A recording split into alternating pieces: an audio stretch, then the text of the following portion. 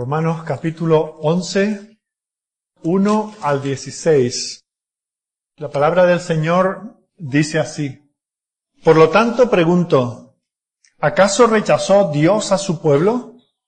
De ninguna manera. Yo mismo soy israelita, descendiente de Abraham, de la tribu de Benjamín. Dios no rechazó a su pueblo al que de antemano conoció. ¿No sabéis lo que relata la Escritura en cuanto a Elías? Acusó a Israel delante de Dios: Señor, han matado a tus profetas y han derribado tus altares. Yo soy el único que ha quedado con vida, y ahora quieren matarme a mí también. ¿Y qué le contestó la voz divina? He apartado para mí 7,000 hombres, los que no se han arrodillado ante Baal. Así también hay en la actualidad un remanente escogido por gracia. Y si es por gracia, ya no es por obras, porque en tal caso la gracia ya no sería gracia. ¿Qué concluiremos? Pues que Israel no consiguió lo que tanto deseaba, pero sí lo consiguieron los elegidos. Los demás fueron endurecidos. Como está escrito, Dios les dio un espíritu insensible, ojos con los que no pueden ver y oídos con los que no pueden oír hasta el día de hoy. Y David dice que sus banquetes se les conviertan en red y en trampa, en tropezadero y en castigo. Que se les nublen los ojos para que no vean y se encorven sus espaldas para siempre. Ahora pregunto, ¿acaso tropezaron para no volver a levantarse? De ninguna manera. Más bien, gracias a su transgresión ha venido la salvación a los gentiles, para que Israel sienta celos. Pero si su transgresión ha enriquecido al mundo, es decir, si su fracaso ha enriquecido a los gentiles, ¿cuánto mayor será la riqueza que su plena restauración producirá? Me dirijo ahora a vosotros los gentiles. Como apóstol vuestro que soy, le hago honor a mi ministerio. Pues quisiera ver si de algún modo despierto los celos de mi propio pueblo, para así salvar a algunos de ellos. Pues si el haberlos rechazado dio como resultado la reconciliación entre Dios y el mundo, ¿no será su restitución una vuelta a la vida? Si se consagra la parte de la masa que se ofrece como primicias, también se consagra toda la masa. Si la raíz es santa, también lo son las ramas. Bien, aquellos de vosotros que habéis estado siguiendo esta serie de estudios en la carta a los romanos, y especialmente si habéis estado aquí los últimos domingos, y si habéis estado justamente el domingo pasado, posiblemente tengáis en vuestra mente una pregunta. ¿Ha terminado Dios completamente con el judío? ¿No figura el judío ya más en los planes y los propósitos de Dios? La recepción de Dios de su verdadero Israel significa que Dios se ha lavado las manos con respecto al Israel natural. Recordad que previamente hemos estado viendo cómo el Señor en su palabra distingue entre el Israel natural o el Israel nacional y el verdadero Israel, el Israel espiritual. Entonces nos preguntamos, ¿el hecho de que Dios haya bendecido y recibido al Israel espiritual, al verdadero Israel, significa que Él ha desechado completamente al Israel natural? Bueno, pues, si te has hecho esta pregunta, justamente a esa pregunta se dirige la porción que acabamos de leer. Y lo que vamos a ver en esta mañana son básicamente dos cosas. La primera es como Dios habla de ese remanente escogido dentro de ese pueblo desechado. En segundo lugar, vamos a ver el propósito de Dios al rechazar a un pueblo y al recibir a ese remanente. Y finalmente, vamos a ver algunas consideraciones de tipo práctico en cuanto a lo que esta doctrina significa. En los primeros 10 versículos de este capítulo 11 de Romanos, el apóstol nos habla del remanente escogido. En el versículo 1 el apóstol se pregunta, ¿le ha vuelto Dios la espalda completamente a su pueblo?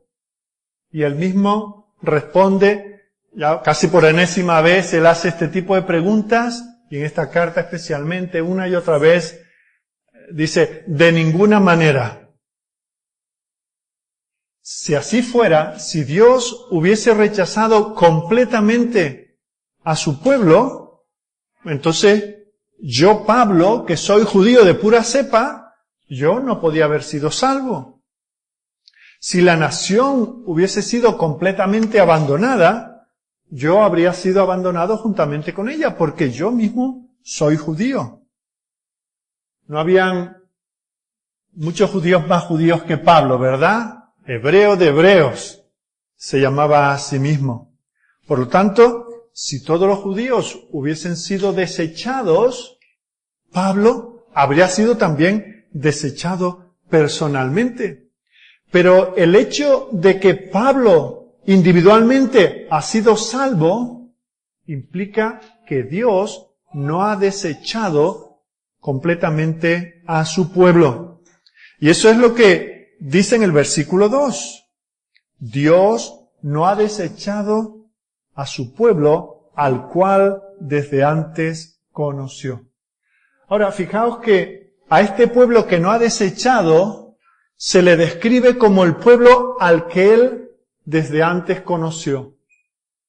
Para nosotros esta expresión no es nueva, ¿verdad? Ya la habíamos visto en el capítulo 8 y versículo 29. Y hemos entendido, hemos estudiado que cuando Dios habla de amar de antemano o conocer de antemano, significa amar de manera íntima, de manera profunda, de una manera entregada. Habla de un conocimiento selectivo, de un conocimiento que escoge, de un conocimiento que aparta para salvación. Y allí en el capítulo 8, versículo 29, el apóstol dejó claro que todos aquellos a los que Dios conoció íntimamente desde la eternidad, a todos los que Él amó íntimamente desde la eternidad, dice que todos serán glorificados con absoluta servidumbre. A los que antes conoció, a esos llamó, a esos justificó y a esos glorificó, todos y cada uno de ellos. Así que esto clarifica lo que Pablo está diciendo aquí. Dentro de la nación de Israel, del Israel natural, hay ciertos individuos a los que Dios ha amado eternamente y a los que ha escogido salvar. Dentro de esa nación escogida hay una elección para salvación.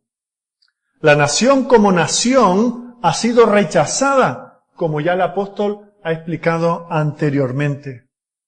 Pero dentro de esa nación que ahora el Señor ha rechazado, hay algunos individuos escogidos. Dentro de esa nación judía hay un remanente escogido para salvación. Por eso, a esa pregunta que hace el apóstol de, ¿es que entonces Dios ha rechazado a toda la nación para siempre? Y el mismo apóstol responde, no. Porque Él tiene un pueblo escogido de antemano. Y vemos cómo esto lo ilustra en los versículos 2 al 4. ¿Os acordáis de los tiempos de Elías?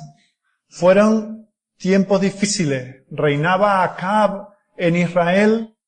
Fue uno de los peores reyes de Israel. Y no solamente él estaba apartado de Dios, sino que también todo el pueblo se había apartado del Señor. Todo el Israel terrenal le había dado la espalda a Dios. ¿Y Elías cómo se encuentra? Pues mira a su alrededor y entonces se queja delante de Dios. Dice, todos te han abandonado. No hay ni uno solo que te tema y te crea. Solamente yo he quedado. Y además me buscan para quitarme la vida. Todo el pueblo, pensaba Elías, que estaba apartado del Señor. Sin embargo, vemos como el Señor le dice, bueno, Elías, tú ves las cosas de esta manera, pero yo las veo desde otra perspectiva. En medio de ese pueblo, de esa nación que me ha rechazado completamente y que a ti te persigue igual que ha matado a otros profetas, en medio de ello yo tengo 7,000 que me han sido fieles, que me continúan siendo fieles. O sea, en esos tiempos de perversión e incredulidad, Dios continuaba teniendo, ¿qué? No todo un pueblo que le seguía fielmente, pero sí un remanente de individuos a los que el Señor había escogido y estaba preservando. Bueno, pues eso ocurrió en los tiempos de Elías. Y Pablo nos dice en el versículo 5, esa misma situación es la que está ocurriendo en el presente. Incluso en este tiempo presente, en que Jesucristo ha venido a los suyos y los suyos no le recibieron, le han rechazado, aún así, Dios se mantiene un remanente. Aunque hay una incredulidad general en Israel, hay un remanente fiel. Y son fieles porque han sido escogidos por la gracia de Dios. Y aquí el apóstol dice, ¿cuál es la base de la elección? En el versículo 6. Dice que Dios no los ha escogido por nada que hubiese visto en ellos. Los ha escogido de pura gracia. No había nada en este remanente que los hiciese merecedores de que Dios los llame su pueblo, los redima y los cuide. No hay nada en ellos. Si eso fuese así, si Dios los escogiese en respuesta a algo que ellos hubiesen hecho, entonces ya no era una elección de gracia, ya era una deuda de Dios hacia aquellos que le siguen. Por eso el apóstol dice que la elección es un asunto totalmente de gracia. De ninguna manera está condicionada por las obras de las personas elegidas. Y es importante que no nos perdamos lo que el apóstol está diciendo aquí. Está diciendo que Israel como un todo ha sido desechado. Pero la nación a la cual Dios nunca ha desechado es la nación de sus escogidos. Es su Israel espiritual, algunos de los cuales también pertenecen al Israel terrenal. A esos el Señor nunca ha desechado y nunca desechará. Pero lo que tiene que ver con el judío, el verdadero Israel entre ellos era y es simplemente un remanente. No es toda la nación, nunca fue toda la nación. Fue como en tiempos de Elías, lo mismo en los tiempos de Pablo, lo mismo en nuestros tiempos. Un remanente dentro del pueblo. Y ese es el punto que el apóstol pasa a establecer a continuación. Fijaos lo que dice el versículo 7. Que pues, lo que buscaba Israel no lo ha alcanzado, pero los escogidos sí lo han alcanzado y los demás fueron endurecidos. Fijaos que Israel buscaba la justificación delante de Dios, y la justificación significa estar a bien con Dios, lo buscaba por sus propios medios, intentando guardar la ley, siguiendo ritos, normas y estatutos. Pero dice que por esa vía nunca lo había alcanzado, porque por el cumplimiento de la ley nadie será justificado. Ahora, ¿es que nadie encontró el favor de Dios? ¿Nadie fue justificado? Sí. Ese remanente que Dios había escogido. El resto dice que fueron endurecidos. Por lo tanto, vemos como la nación de los judíos estaba compuesta por aquellos que eran elegidos para gloria y por aquellos que habían sido cegados y reprobados. La nación física, la nación, la etnia hebrea está compuesta por los escogidos de Dios y por los reprobados. Y esos escogidos eran simplemente un remanente dentro de aquella nación. Ahora, si os dais cuenta, hasta aquí no hay ni una sombra ni una indicación, ni un susurro, ni una pequeña pista de ninguna supuesta restauración futura del Israel nacional. En lugar de eso, lo que hay es una confirmación de lo que se acaba de decir, haciendo referencia a dos pasajes del Antiguo Testamento. El primer pasaje que cita el apóstol Pablo está en el versículo 8 y hace referencia a lo que podemos encontrar en Isaías capítulo 29 y versículo 10. Y allí Isaías hace referencia a que Dios visitó a esta nación de Israel. Estamos hablando de 700 años antes de que Pablo tome esta referencia. Dice que Dios visitó a esta nación con un sueño profundo, de tal manera que no pudiera ver ni oír, como nosotros cuando nos dormimos, ya sea en el culto, ya sea en casa, ¿verdad? Ni vemos ni oímos. Bueno, pues así estaba la nación. Dios les trajo un sopor, les trajo un sueño, de tal manera que ni vieran ni oyeran el mensaje del Mesías, y de esa manera no pudiesen aprovechar las ventajas y los privilegios espirituales que tenían como nación. De ellos eran las promesas, de ellos eran los pactos, de ellos eran los patriarcas. Pero, ¿de qué les valió? Estaban dormidos. Dios les trajo un sueño profundo de tal manera que no eran capaces de ver los privilegios que Dios les había concedido. Ahora lo que el apóstol nos dice es que lo mismo que ocurrió en los tiempos de Isaías estaba ocurriendo ahora, continúa ocurriendo con la nación de Israel. Debemos recordar que el tema de la profecía de Isaías es precisamente que Dios iba a rechazar a su pueblo debido a su pecado y que tan solo un remanente de la nación sería salvo. El tema del remanente, la enseñanza del remanente, permea toda la profecía de Isaías. Y mientras que a Israel el Señor le trae ese sopor, también anuncia la salvación de aquellas naciones que no buscaban al Señor, de esos gentiles, esos que eran la verdadera simiente prometida de Abraham. Así que la cita de Pablo del libro de Isaías es de particular importancia porque habla de cuál es la situación presente de Israel. Lo eran los tiempos de Pablo y continúa siéndolo hasta este día. Es un pueblo que está dormido, es un pueblo que por lo tanto está ciego, que está sordo y que por lo tanto no aprovecha los privilegios que Dios les ha concedido. Y lo que dice Pablo es precisamente que su enseñanza está en consonancia con lo que habían dicho los profetas. Haciendo aquí un pequeño paréntesis, quiero deciros que cuando el apóstol en el primer capítulo presenta el Evangelio, en el segundo versículo de la epístola, leyendo el primero, dice: Pablo, siervo de Jesucristo, llamado a ser apóstol, apartado para el Evangelio de Dios, que él había prometido antes por sus profetas en las Santas Escrituras. Fijaos, el apóstol desde el principio conecta el Evangelio que él predica con lo que el Señor había dicho en la antigüedad por medio de los profetas.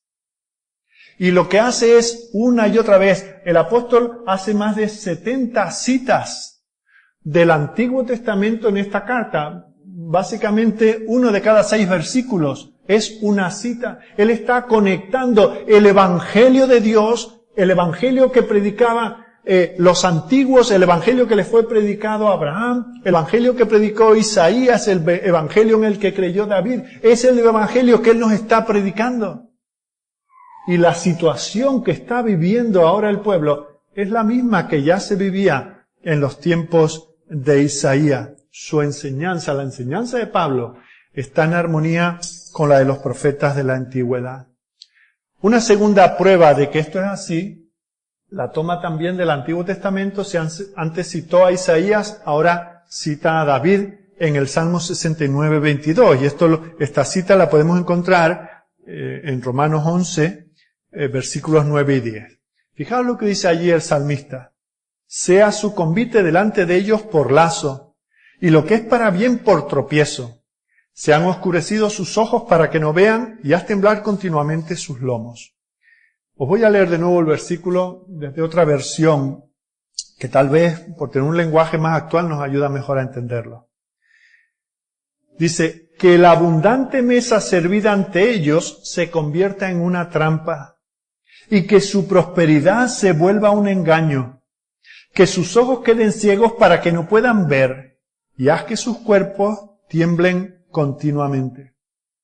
Fijaos, esto es lo que ha dicho David respecto a este pueblo de Israel en sus tiempos que se había apartado del Señor. Recordad que a David no lo querían como rey, y David era el ungido del Señor que representaba al Mesías del Señor. Y el pueblo no lo quiere. ¿Y qué es lo que el Señor revela a través de esto? Que todos los privilegios, todas las ordenanzas, todas las promesas que Dios les había dado a Israel, se convertirían en algo en su contra. Esos banquetes que Dios les había dado, ellos se jactaban. Es que nosotros tenemos los pactos, nosotros tenemos las promesas, de nosotros son los patriarcas, nosotros somos los custodios de la ley. Y el Señor dice, bueno, pues todo esto que son privilegios, a vosotros por vuestro terco corazón, os va a volverse en vuestra contra. Va a ser una trampa para vosotros. Esas mismas cosas que tenían el propósito de hacerles bien, ahora se habían convertido en una piedra de tropiezo que los mantenía lejos de la salvación. Ahora, antes de dejar esta cita que el apóstol hace del Salmo de David, fijaos con qué palabra o con qué dos palabras termina la cita. Con la palabra siempre o para siempre. Este estado de ceguera espiritual, este estado de sordera espiritual, esta situación en la que los privilegios se vuelven en su contra, no es una cosa temporal que acabará algún día. No, dice que eso será para siempre. La nación judía como nación está viviendo esto para siempre y no tenemos ninguna razón en las Escrituras para esperar nada diferente. Así que en estos primeros 10 versículos hay una cosa que el Señor nos está diciendo. ¿Ha rechazado el Señor a su pueblo para siempre? No, la evidencia es que Pablo es un judío, otros como él estaban siendo convertidos, pero esos son apenas un remanente, porque a la nación como nación el Señor la ha rechazado para siempre. Y dentro de ella tiene un remanente de elegidos por pura gracia que han de ser salvos. Ahora llegamos al segundo punto de nuestro estudio en esta mañana y vamos a ver el propósito divino en todo esto. Simplemente esto ha pasado y Pablo es un cronista, es como un periodista que dice, bueno, pues analizando la situación, esto es lo que hay. El apóstol en el versículo 11 afirma que los judíos han tropezado. Pero ¿es esto simplemente un hecho sin un propósito divino detrás de ello? Y de nuevo esa expresión, megenoito, de ninguna manera. El resultado de esta caída de Israel significa el enriquecimiento del mundo. Ahora que ya los judíos no tienen esos privilegios especiales, las puertas de la salvación se han abierto mundialmente, se han abierto universalmente. De esta manera Dios cumple la promesa que ya ha citado en el capítulo 10, versículo 19. Recordad, el pueblo ha provocado a Dios con aquellos que no son Dios, y ahora el Señor provoca al pueblo con un pueblo que no es pueblo. Versículo 19 del capítulo 10. También digo, ¿no ha conocido esto Israel? Primeramente Moisés dice, yo os provocaré a celos con un pueblo que no es pueblo. Con pueblo insensato os provocaré a ira. Y eso mismo lo vuelve a citar, ese mismo concepto, lo vuelve a citar aquí en el capítulo 11, versículo 11. Dice, pero por su transgresión vino la salvación a los gentiles porque ellos han endurecido sus corazones, Dios ha abierto las puertas de su reino a los gentiles. ¿Para qué? Para provocarles a celos.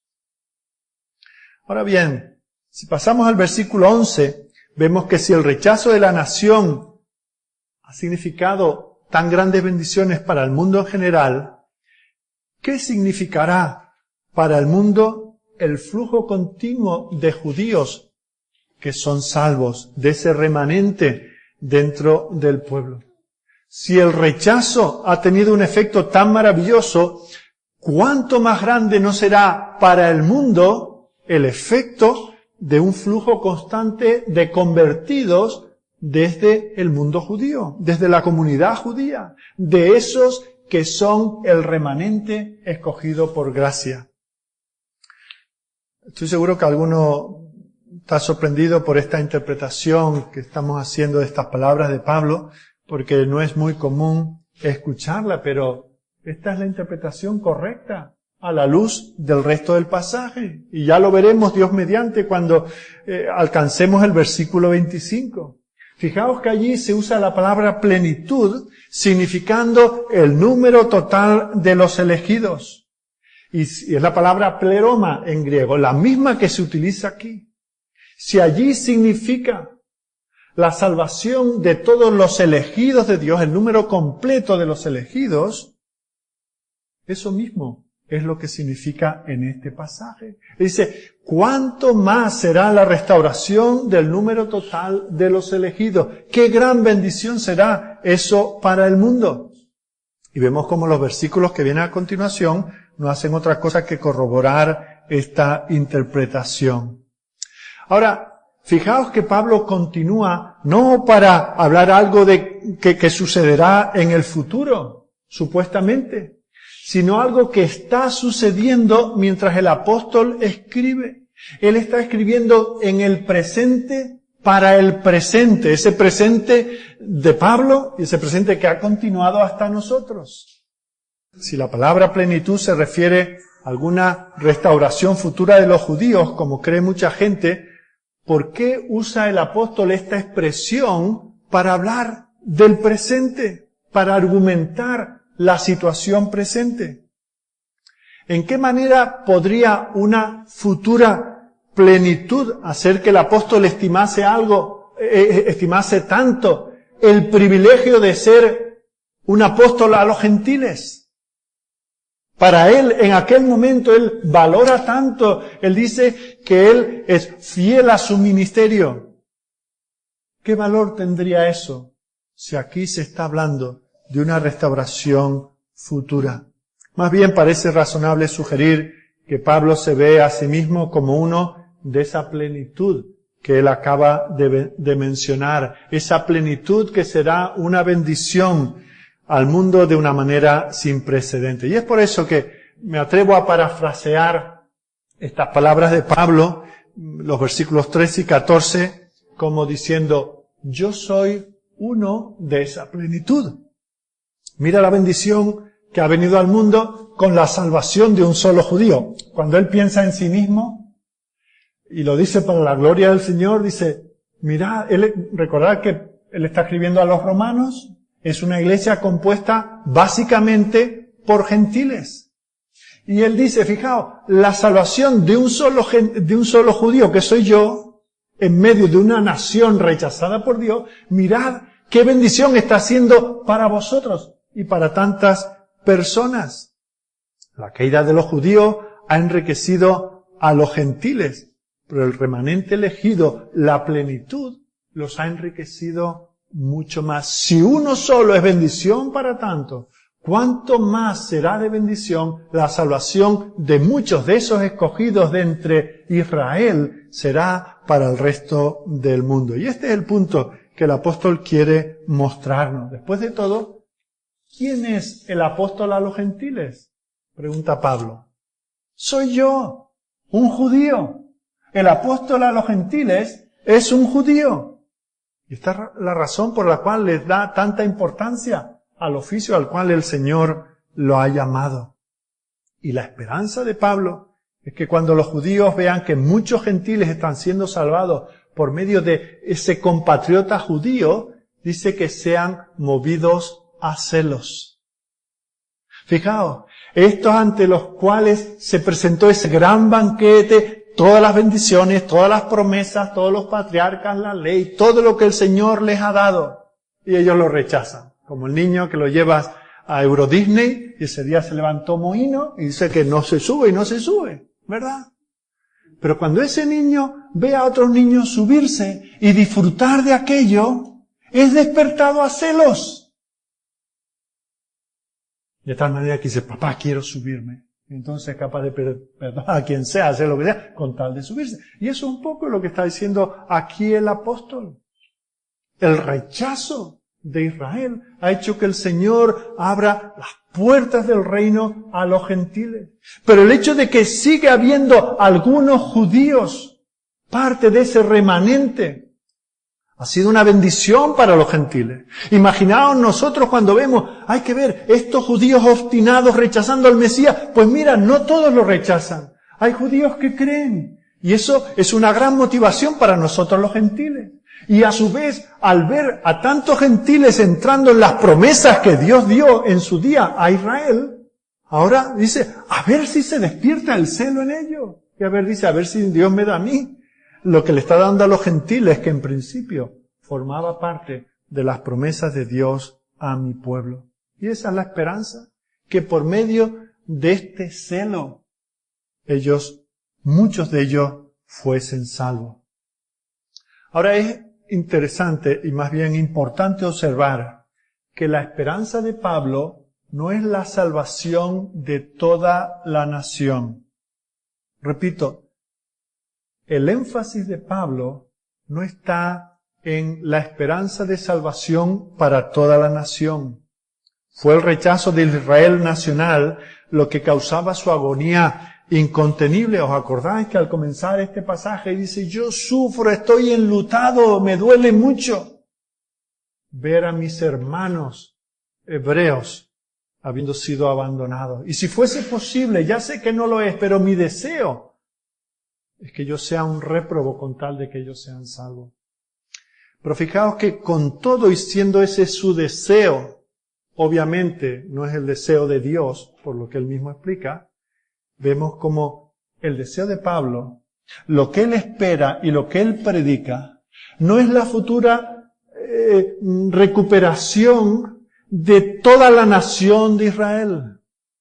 Él espera que estos celos que se producen en algunos judíos para salvación, sea para la salvación de algunos. Mirad lo que dice el versículo 14. Por si en alguna manera pueda provocar a celos a los de mi sangre y hacer salvos a todos, a toda la nación, no. Si pueda hacer salvos a algunos de ellos. El versículo 15 nos dice, porque si el rechazo de la nación significa la reconciliación del mundo, ¿qué significará la salvación de algunos judíos?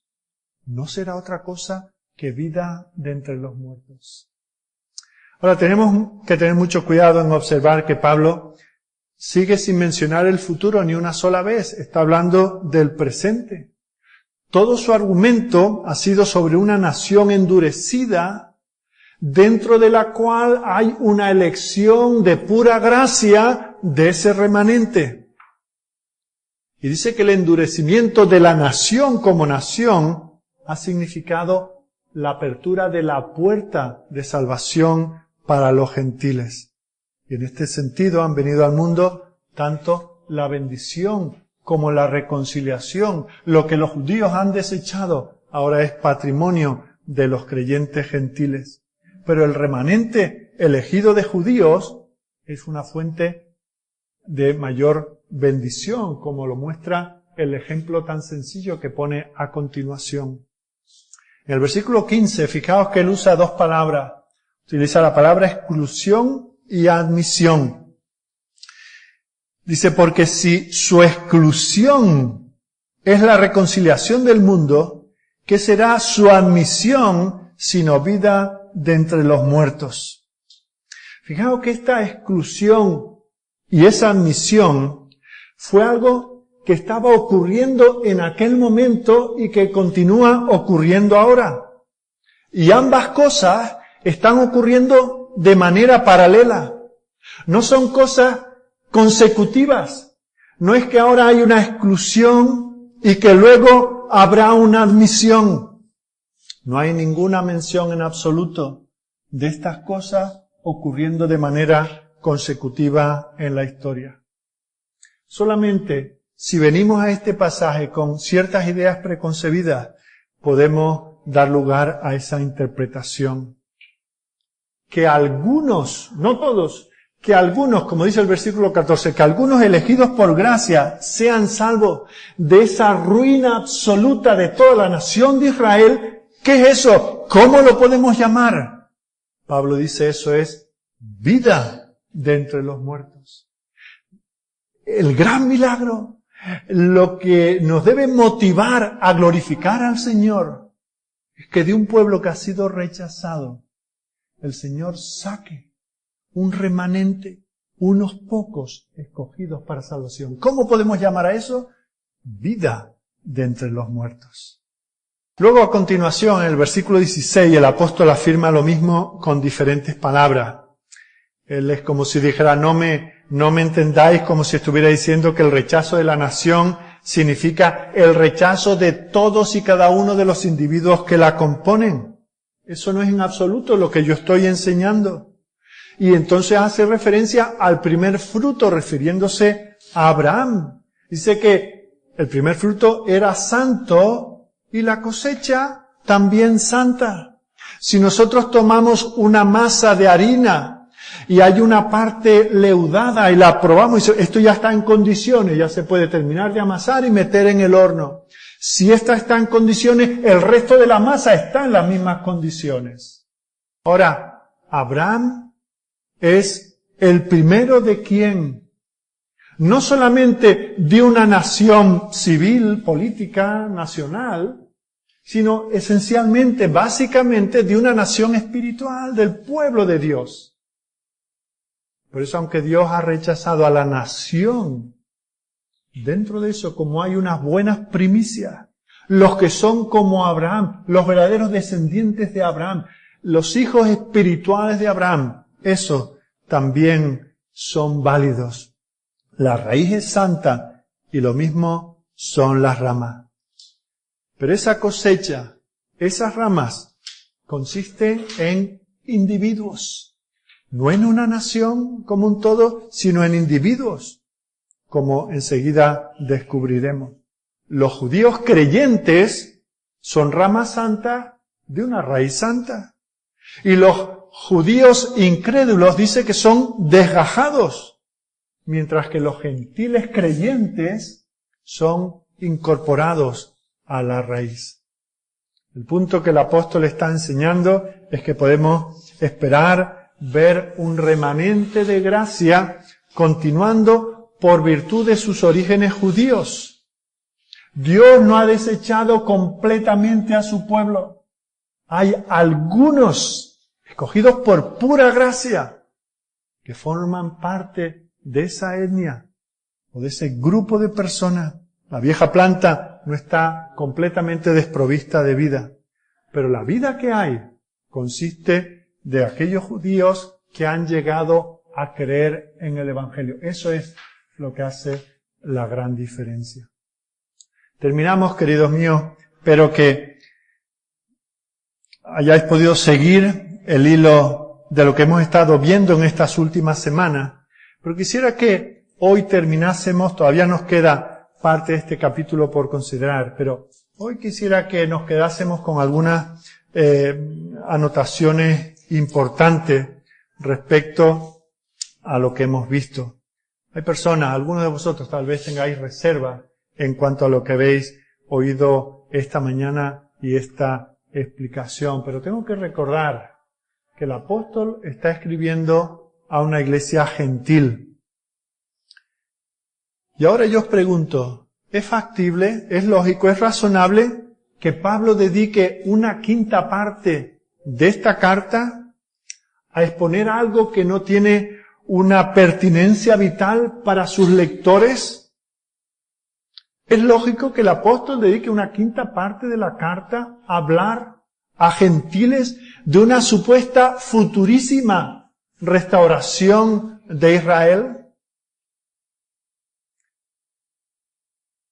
Una vez que nosotros entendemos esta epístola de la manera en que la hemos presentado, nos damos cuenta de que este pasaje tiene una gran pertinencia, una gran relevancia, una gran importancia, una gran aplicación.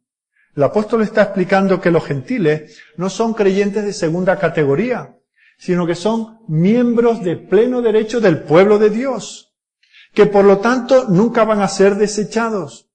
Estos creyentes gentiles tienen una gran deuda con los judíos creyentes, que como el apóstol Pablo han predicado el evangelio, han sido fieles a las promesas, han seguido siguiendo al Señor. En ninguna manera los creyentes gentiles somos inferiores a los creyentes judíos. Ya no somos extraños a los pactos de la promesa, sino que somos conciudadanos con los creyentes judíos pasados y presentes. Somos miembros de la familia de Dios. Leed luego en casa el capítulo 2 de la carta a los Efesios, sobre todo en los versículos 11 al 22. Y eso es lo que el apóstol desarrolla. Somos un mismo pueblo. Los judíos creyentes y los creyentes del mundo gentil. Los creyentes gentiles que leyeran esta carta que escribió el apóstol podrían verse a sí mismos como el centro mismo de los propósitos de Dios. No como algunos dicen que la iglesia es un paréntesis en los propósitos de Dios. No, la iglesia es el centro de los propósitos de Dios. Apreciaremos la gracia de Dios como nunca lo hemos hecho si entendemos la importancia de este pasaje. Aquellos, los desfavorecidos, los que no éramos pueblo, hemos recibido los privilegios del pueblo que dejó de serlo. Esos privilegios reservados para la nación escogida de Dios. Los creyentes cristianos, ya sean judíos o sean gentiles, somos la niña de los ojos de Dios. Ese es el valor que Dios nos da. Dios no está llevando ahora su propósito a través de una nación terrenal, sino a través de la iglesia. Y Pablo les está diciendo, vosotros cristianos, consolaos con esto. Luego les va a decir, y para eso tenemos que ver la segunda parte del capítulo, pero tampoco que se os suba esto demasiado a la cabeza. Tampoco tenéis nada que no hayáis recibido. Tampoco tenéis nada de lo que jactaros. Esto es de pura gracia. Pero no sois inferiores en absoluto a los creyentes de origen judío. Termino con una nota de aplicación práctica. Un entendimiento erróneo de este pasaje ha llevado a muchos cristianos a una preocupación desmedida con el asunto del futuro de los judíos. Y esa preocupación desmedida por el asunto de los judíos ha llevado a un afecto desmedido por la nación terrenal de nuestros días, que también lleva el nombre de Israel. Y con frecuencia se da por sentado que aquellos que creen el Evangelio, de alguna manera tienen que favorecer políticamente al Israel que se estableció en 1948 en la región de Palestina. Eso no es derivado de las Escrituras. No es una consecuencia inevitable de las Escrituras.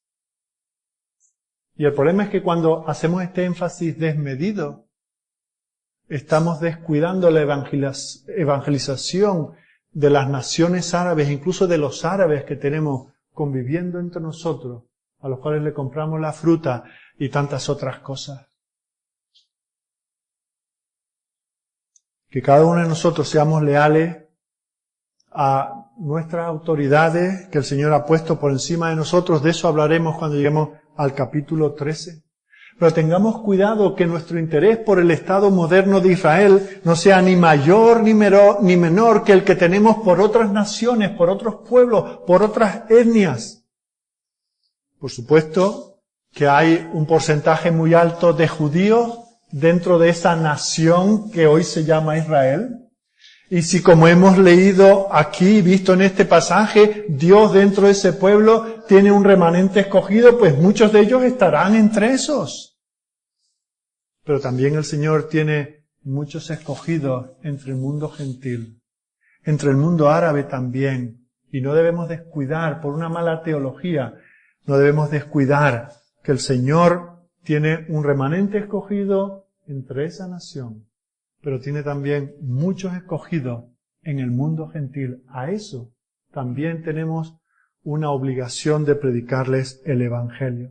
Tenemos que orar y trabajar a favor de judíos y gentiles, de nuestros prójimos más cercanos, y debemos animarnos a buscar que los privilegios en los que han entrado los creyentes cristianos de origen judío, de origen gentil, los compartamos con aquellas almas que están perdidas alrededor de nosotros.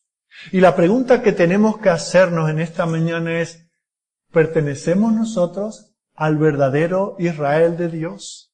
Nosotros que supongo, hoy tenemos unas cuantas visitas y desconozco vuestra afiliación, pero si no sois de etnia judía, nosotros que somos mayoría gentiles, ¿estamos seguros que pertenecemos al verdadero Israel de Dios? Y si es así, si somos de ese pueblo escogido por pura gracia, ¿estamos valorando los privilegios que el Señor nos ha dado? Ese banquete de bendiciones que el Señor ha puesto a nuestra disposición, ¿lo estamos disfrutando para la gloria de Dios?